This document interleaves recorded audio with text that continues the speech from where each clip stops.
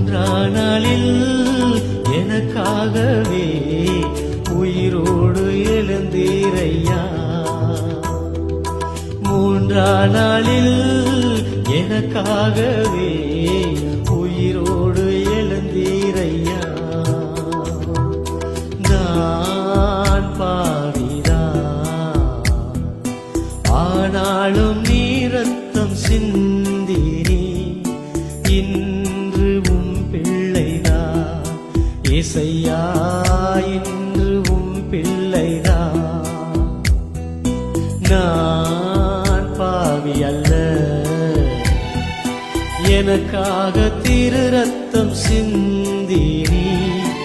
இன்று உம் பிள்ளை நான் ஏசையா, என்று